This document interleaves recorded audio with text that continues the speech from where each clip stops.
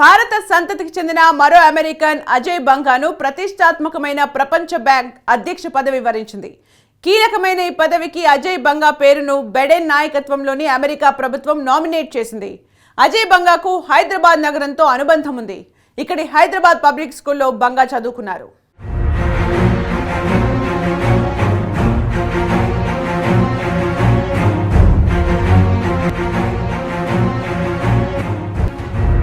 అమెరికాలో భారత సంతతికి చెందిన అనేక మంది తమ తమ రంగాల్లో సత్తా చాటుతున్నారు.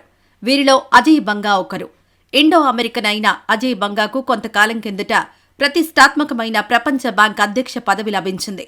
కీలకమైన ఈ పదవికి అజయ్ బంగా పేరును బైడెన్ నాయకత్వంలోని అమెరికా ప్రభుత్వం నామినేట్ చేసింది.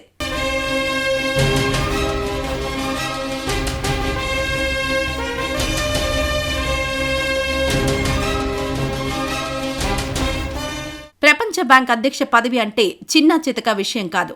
ప్రపంచవ్యాప్తంగా అనేక దేశాలకు రుణాలు అందివ్వడం, ఆర్థిక సాయం చేయడం వంటి ముఖ్యమైన నిర్ణయాలు తీసుకునే అధికారం వరల్డ్ బ్యాంక్ ప్రెసిడెంట్కుంటాయి. అజయ్ బంగా గతంలో మాస్టర్ కార్డ్ చీఫ్ ఎగ్జిక్యూటివ్ ఆఫీసర్గా పనిచేశారు. వరల్డ్ బ్యాంక్ అధ్యక్ష పదవి చేపట్టే నాటికి జనరల్ అట్లాంటిక్ సంస్థకు వైస్ చైర్మన్గా ఉన్నారు.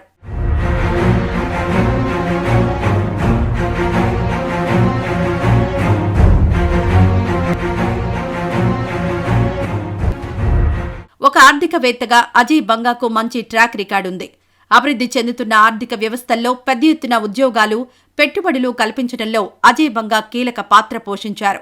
అలాగే ప్రపంచవ్యాప్తంగా అనేక స్వచ్ఛంద సంస్థలకు ఆయన దగ్గరివాడు. వాతావరణ మార్పులను తట్టుకోవడానికి ప్రణాళికలు రూపొందించే స్వచ్ఛంద సంస్థలకు అజయ్ బంగా పెద్ద ఎత్తున నిధులు అందజేశాడు.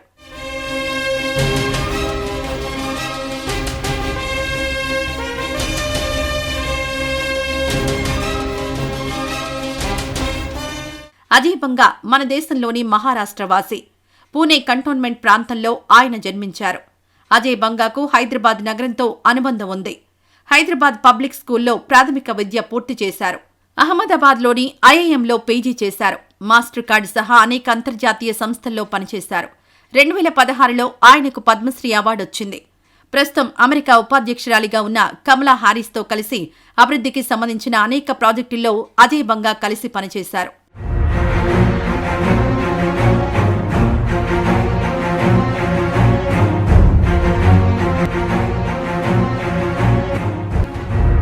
సత్య నాదెళ్ల పరిచయం అక్కర్లేని పేరు.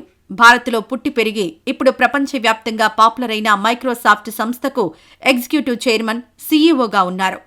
మైక్రోసాఫ్ట్ కంపెనీ ఆదాయం ఇటీవలే $3 ట్రిలియన్ దాటింది. భారత కరెన్సీలో ఇది దాదాపు 255 లక్షల కోట్లకు పైనే. మైక్రోసాఫ్ట్ సీఈఓగా సత్య నాదెళ్ల ఇటీవలే 10 సంవత్సరాలు పూర్తి చేసుకున్నారు. 2014లో స్టీవ్ బామర్ నుంచి ఆయన మైక్రోసాఫ్ట్ కంపెనీ నాయకత్వ బాధ్యతలు తీసుకున్నారు.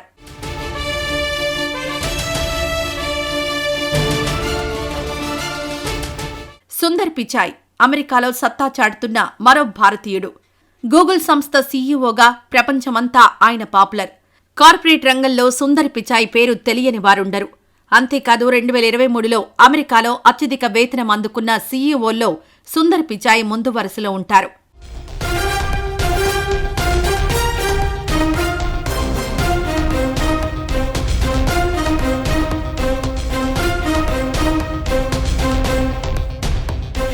అమెరికాలో ఉంటూ అక్కడి భూమిపుత్రుల కంటే మిన్నగా రాణిస్తున్నారు భారత సంతతికి చెందిన వ్యక్తులు.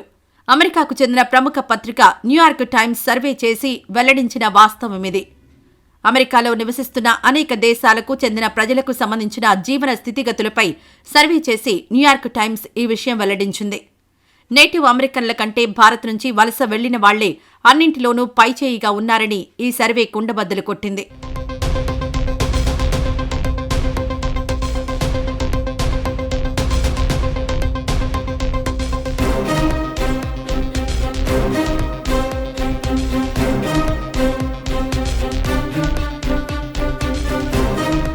అమెరికన్ల ఆదాయం 47 లక్షలుంటే ప్రవాస భారతీయుల సగటు ఆదాయం 92 లక్షలుంది. అంటే అమెరికన్ల సగటు ఆదాయం కంటే ప్రవాస భారతీయుల సగటు ఆదాయం రెండింతలు ఉన్నట్లు లెక్క. ఏ దేశంలో ఏ వృత్తి చేపట్టినా భారతీయులు బాగా కష్టపడతారు. ఈ లక్షణమే భారతీయులను ప్రపంచ దేశాల్లో పైమెట్టు మీద నిలబడేలా చేసింది. అంతేకాదు ఏ దేశ వాతావరణంలోనైనా భారతీయులు ఇమిడిపోగలరు. ఏవైనా భారతీయులు ఎక్కడున్నా తమ ప్రతిభ చాటుతున్నారు. మాతృభూమికి పేరు తీసుకొస్తున్నారు. మేరా భారత్ మహాన్.